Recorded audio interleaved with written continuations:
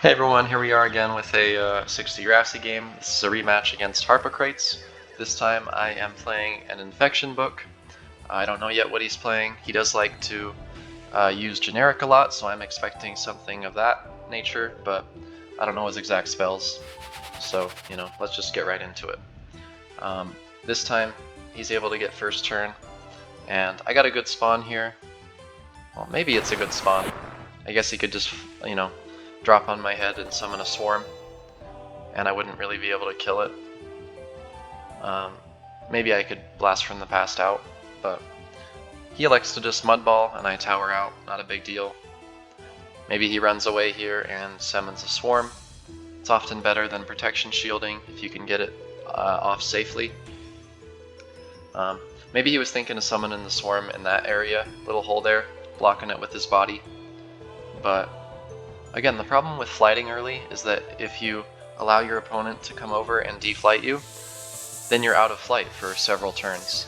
So your mobility is cut terribly, and it becomes difficult to kind of play the game as you would if you had flight. Just becomes a lot more tricky, and he decides to flash out, is actually able to free his swarm with a blast from the past, really good play. I do have my own developed, which I assume he's going to come over and kill it somehow, maybe drain it. He hides his swarm, just so I don't have a way to kill it. He can keep that minion advantage. And if you notice, I'm running an infection book. That little icon there is infection. So the goal there is basically to try not to stay trapped, try to stay out in the open long enough for him to summon a bunch of minions, and then if I have an opportunity to infection when he has minions around him, I will, and just kind of out damage him before he gets his Dark Knight out. This book has Wound, Craze, a bunch of other kind of rush-centric spells, and you'll see that at the beginning of the video. I'll post the books as I've been doing. I don't think this book has Pegasus. I could be wrong though, but I believe I have a no Pegasus variant of an infection book that is pretty nice. So he just goes for the Storm Shield, not a bad play at all, and I decide to develop the Gargoyle, just again to force him, to go up to me and respond, right? Keep that pressure up. He doesn't want to keep that Garg alive and let me morph it. Unless he had something like Skyray, then he could let me morph the Garg and then Ray it after. But looks like he doesn't, because he's on his way over to me. And I thought maybe he would Pebble there, but then I could just flash him off. He doesn't have Glide or anything, so Pebble would be a poor play. He decides to Mud, which is a fine play. And here I'm thinking, okay, maybe I could free that Gargoyle. Don't quite get it, so I decide to Totem. Block that Swarm from coming over to hit me. He makes a nice play here. He Storm Shields the Garg, he bounces off the border.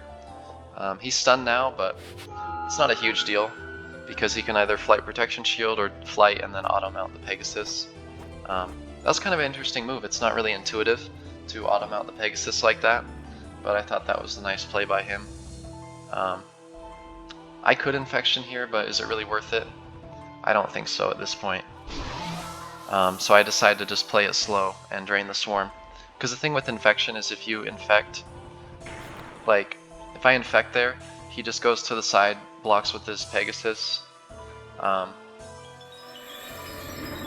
And, well, actually, he couldn't go to the side there, so I don't know, maybe, infect would be a good move. His flight is down, he can't really go to the side. If he does go to the side, like if he gates down here, then, I can just glide down and kill him, or sink him for damage. But even then, after I glide down and sink him, he could still gate back up top. I have no way of getting back up, and then he can do whatever he wants for the rest of the game, as long as he survives that initial infection and knock. which he might with, 60 or 70 health, then, he's in a pretty good position there. So, maybe infection would have been good, but I prefer to use it when when after I use it, I'm much closer to the kill. So, I decide to play it slow. I'm actually able to squeak out of that Dark Knight trap, thankfully. And I guess one of the few moves I have is just to go over there and tower. Oh no, I do have bones. So I do bones the peg. He can't get the Dark Knight out. But then I thought for a second, wait, can't he squeeze down below this bone and then elevator the Dark Knight up? Maybe he can't fit there. It doesn't look like you can quite fit. But say he had a Blast from the Past, which he doesn't because he just used it. But say he had a Blast from the Past, he could probably go in there, put his character like next to the Dark Knight, jump the Dark Knight onto him, and then jump the Dark Knight through the Ice Shield with the Pegasus on top. And then he would move the Pegasus over here, jump the Dark Knight over to me, and kill me.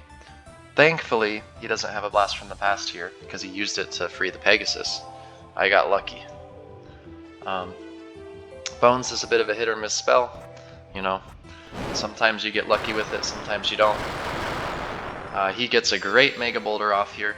So he likes to run these rush books with Mega Boulder. And this time he had Mega Boulder and Shock Bomb.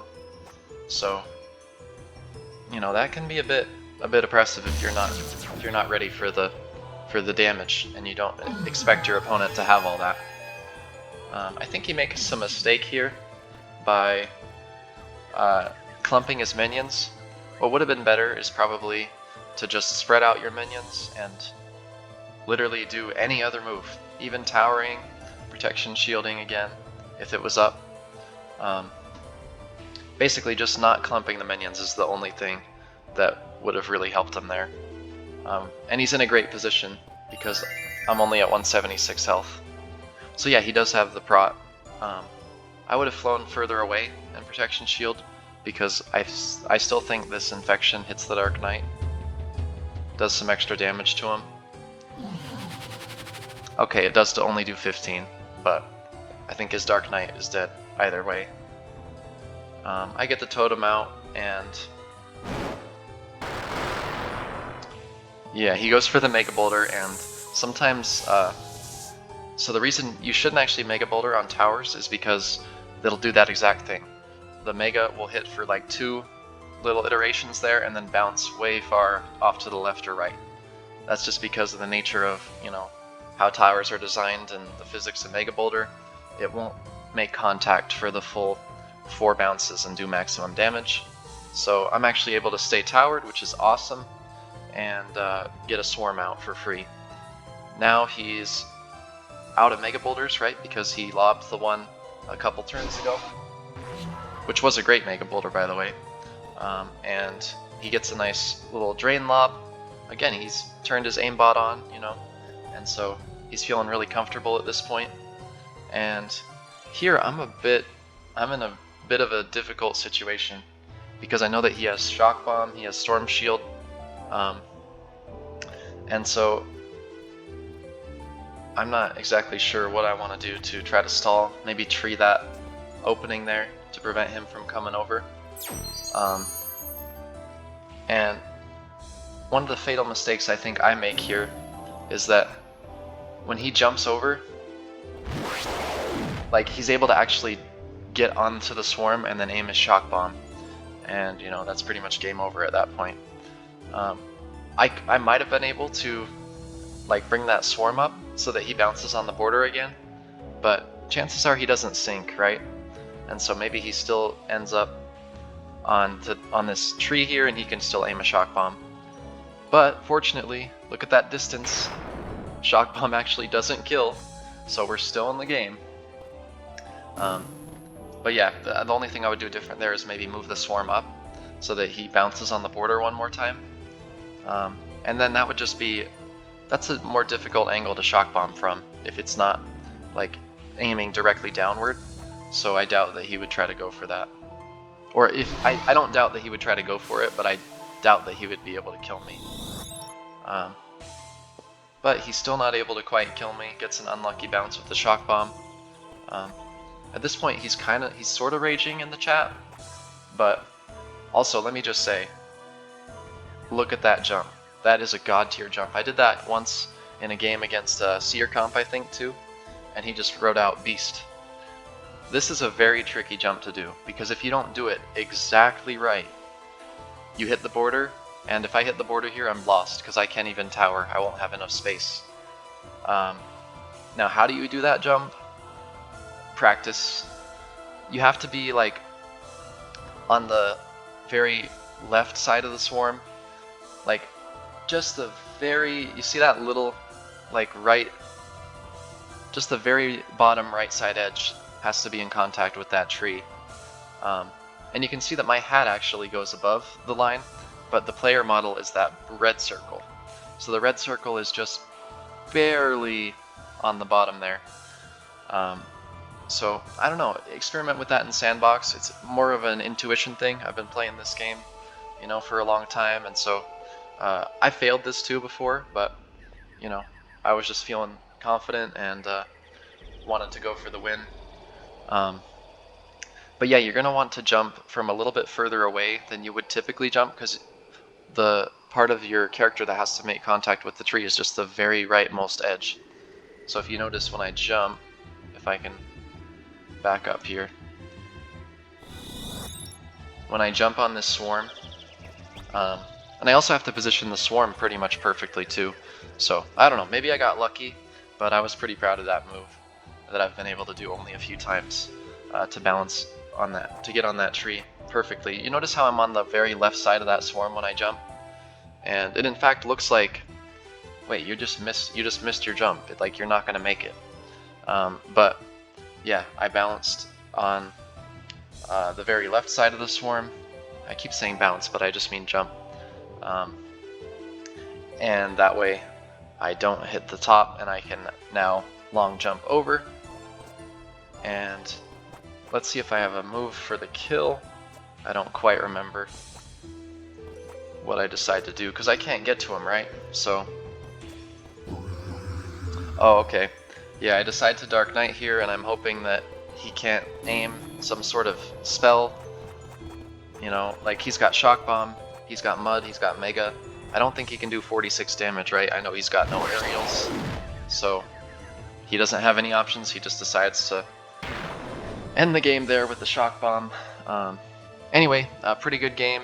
The showcasing Infection, and kind of illustrating how it's important to get your opponent deflighted whenever possible when you don't have a book with flight in it, and also kind of showed you a cool trick there at the very end, jumping on that tree. I don't know if any of you guys have tried to attempt that, but yeah, check it out in Sandbox, experiment, and see if you can get the perfect sort of alignment and not hit the border, and then, you know, you long jump over there and you're in the home stretch. You can try to get a win. Sometimes these little small micro things that you do can be the